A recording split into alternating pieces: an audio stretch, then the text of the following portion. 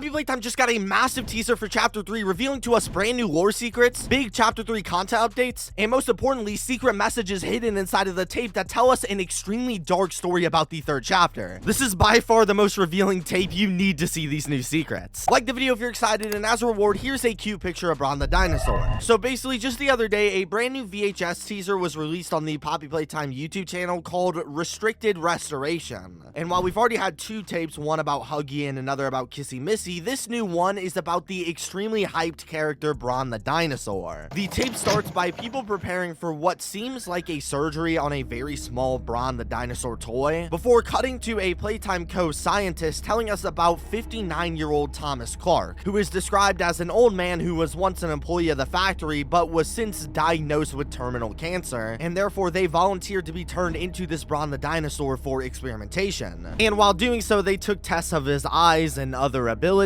Only problem is that there were tons of visible problems with the experiment, suggesting that it was a failure, and Thomas, as they said, no longer even knew where he was. However, regardless, before long, the creators would put him in a room with all of the other toys and experiments, and as time passes, they eventually all lock eyes on him with disapproval before a mysterious creature comes out and attacks him, deeply injuring him, while the scientists come in and save him at the last second, where after discussing his wounds, they decided to keep him in his own little cell away from the toys, where the tape then cuts to static and simply ends. Now, there are an absolute ton of things to break down with this tape. However, the first thing I want to know is, when did this tape happen? So for starters, as we know, the person being experimented on was, as we said, 59-year-old Thomas Clark, who had first joined the company as said in the VHS in the year 1955. And considering Thomas most likely joined in their 20s or 30s if they were getting their first full-time job, this tape most likely takes place in the 80s or more likely the 90s, which is about the timeline we expected. However, looking more into the tape, we learn a bunch of new stuff about the game and its story. Starting with the first big thing this tells us is that the Bigger Bodies Initiative is no longer valid anymore. See, the Bigger Bodies Initiative, as we already know, was the main reason for toy experimentation in the factory, and it simply suggested in making big toys to take over for different roles in the factory so they wouldn't have to hire employees. This would explain most of the toys who we see around the actual game and who tries to attack us. However, this new tape, like what we saw in other trailers, proves to us that not all the toys in the factory had a specific purpose, since whenever the Bron figure is dumped into this dimly lit storage bin, we could see tons of other small Huggies, PJ Pugapillars, and more, all with no other purpose, just to sit in this little facility for whatever reason. And the second thing this tape tells us is that while all of Poppy Playtime up until this point points to the ideas that all of the toys in the factory were created from children in their in-house orphanage program, they also were okay with using willing adults, since of course we can literally see them turning an employee into a toy throughout this tape, which is something otherwise thought of as impossible. And this new tape actually also revives old theories like the Stella Graber theory from Chapter 1, where in a cassette tape we can literally hear her fantasizing about living forever and staying with their toys as a child. So potentially, orphans aside, there might have been other toys in the factory who were actually employees or other adults, but we cannot be for sure. However, after watching this tape a bunch of times, a few new extremely important questions popped up in my mind. For starters, why in the world did the toys attack Thomas when he turned into Bron the dinosaur? Well, there's a couple ideas that people have thrown around. Perhaps they realized he was a weaker toy since he was unresponsive to the scientists experimenting on him, so for whatever reason they decided to attack him while he was vulnerable and display dominance or something. I mean, it makes sense on the surface since we see other cases of the toys acting like savage beasts for seemingly no reason. However, the most likely theory is that during the VHS tape, the scientists said that the toys knew that Bron was different than the rest. And this difference they're talking about, if you ask me, is most likely that, like we mentioned earlier, all or most of the toys were created from the orphanage program, while Bron was one of the first or only to be created from an employee. And I don't know about you, but if I were one of the orphan toys and they decided to throw one of the people who turned me into a literal beast out of my will, I wouldn't be too happy either. And this actually lines up with what we see in other games like Project Playtime, where other teasers and trailers show the character Boxy Boo being used as a form of hostility towards the employees, in ways such as the game itself, where Boxy is of course one of the main antagonists, and also through different ARG tapes where the employees are seemingly led down to Boxy's location where he then eats them alive. So clearly Boxy and the employees don't have a great relationship, but what does this have to do with the VHS tape? Well, take a really close look at this scene right before Bron the dinosaur is attacked. We could see very closely a hand come out and grab onto Boxy out of nowhere where he was then attacked. Recognize this hand? Well, after looking at it for like an hour, this hand appears to be none other than Boxy Boo's. Take note of things like their furry hand texture, unlike any other toy in the factory, and also most notably the claws that appear hanging outside of his fingertips during the attack. Furthermore, the audio proves this idea even more, as when this character attacks the player, we can hear what sounds like a shorter version of Boxy Boo's jump scare sound in the game.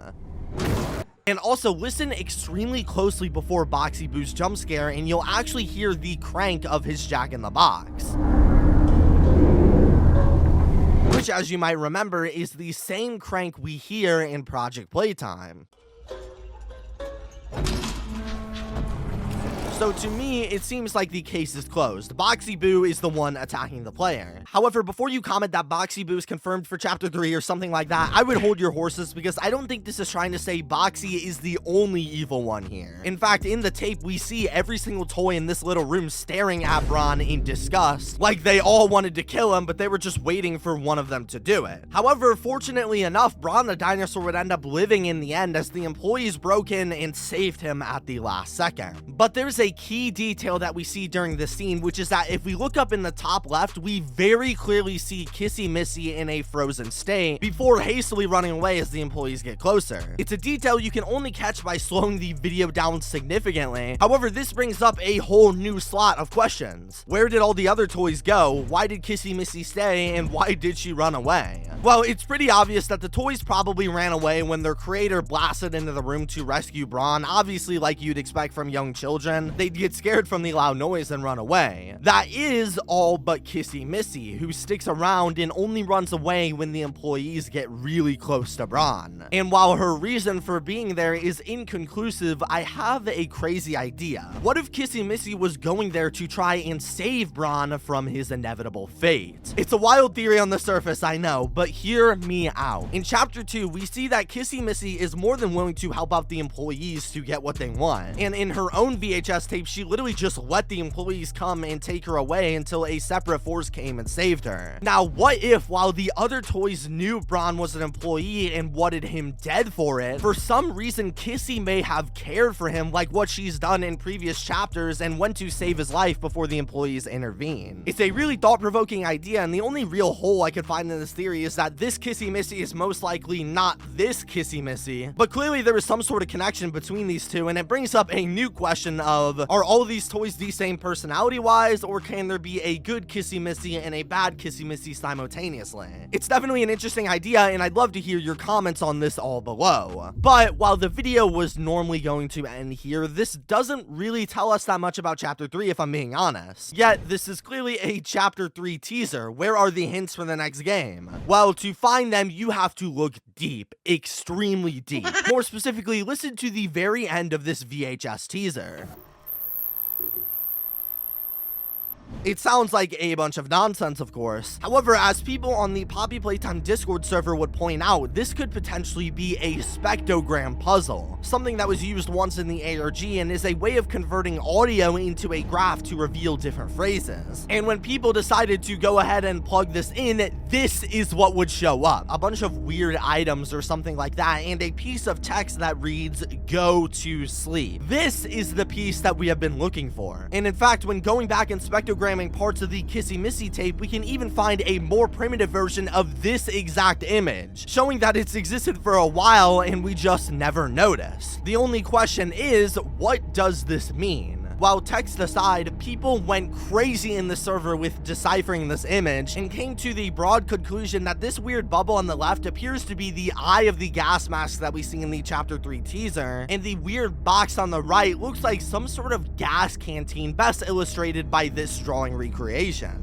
And all of this is incredibly important because it confirms to us a massive question that we've been trying to figure out for a while now. What in the world is this red gas that we see in the chapter 3 teaser, and what is it for? We've thrown around ideas for it a ton. However, this image shows us the literal gas mask and a rough outline of a gas tank, exactly like what they would use to release gas into a room, with the text "go to sleep" written atop of it. Almost as if the gas being released from this tank and the gas that we see in the teaser trailer are somehow meant to put people to sleep. Hence the gas mask that presumably employees would wear to stay awake, and also explaining perfectly how the children were experimented on in a factory. They would bring him into some sort of room in the play care, put on the gas mask, turn on the gas tank releasing the red gas, and the kids would metaphorically and literally speaking go to sleep, leaving them vulnerable and ready to be experimented on by the employees. And how does this relate to chapter 3, you may ask? Well, the chapter 3 teaser that shows off this gas mask is played over an audio of Elliot Ludwig announcing the opening of the play care, the same exact place that we will be visiting in chapter 3, the same place the orphans were sent to in the factory, in the same place where the employees were experimenting on all of these children, spraying gas throughout the building and making them, as they say,